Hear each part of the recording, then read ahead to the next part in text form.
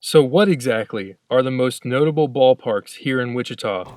The first baseball games were played in a number of places, in parks and that kind of thing. But the first stadium that was really built for baseball was built for that team called the Jobbers, and it was in the 1700 block of South Waco. And they used that stadium until 1912 when Island Park was built. Island Park was built on an island in the Arkansas River at about where 2nd Seneca Street is now.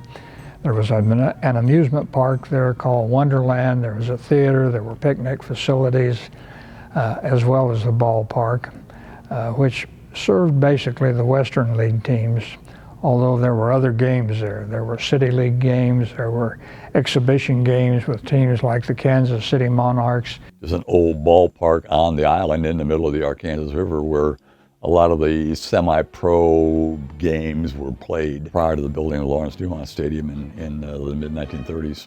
In 1933, the stadium on Ackerman Island was accidentally burnt down.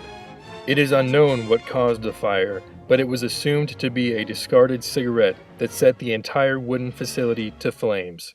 The following year, Lawrence Stadium was built out of concrete to prevent the same accident from occurring. It was Lawrence Stadium first. It was named for the man who headed the city park and recreation area, which built the ballpark.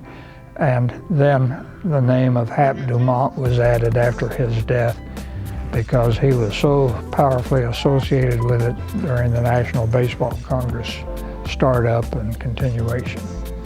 Raymond Dumont went on to found the National Baseball Congress in 1935.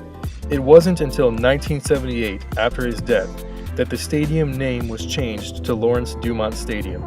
Up until its demolition in 2018, it was the 7th oldest baseball stadium in the country. X Stadium is where the action of Shocker baseball happens. But what exactly are the humble roots of the facility? Well, when Gene Stevenson came here, there really was no place to play. And they played at WSU. They played a few games at what then was Dumont Stadium.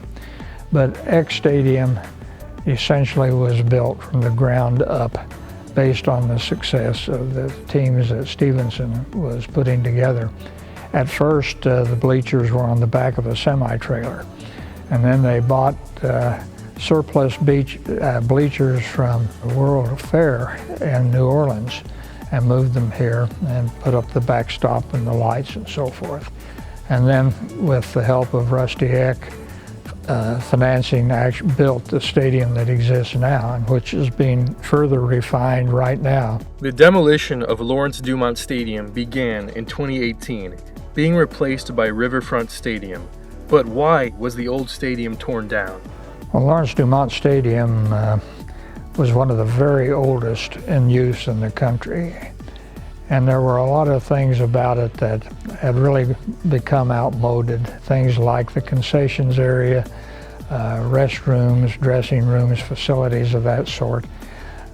It was just tired, basically. So the new stadium was built in order to find a place in a AAA league, a high minor league. For whatever reason, the clubs have always dropped their affiliation with Wichita, partly because I think of the facility. The old Lawrence Dumont, the good news, bad news situation. The good news, it was one of the oldest stadiums in the country, like 7th oldest state in the country.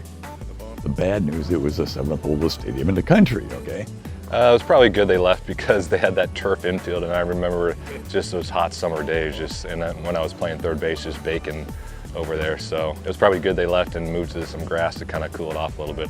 Riverfront Stadium will hold a seating capacity of 10,025 people. Wichita has other plans for the facility as well.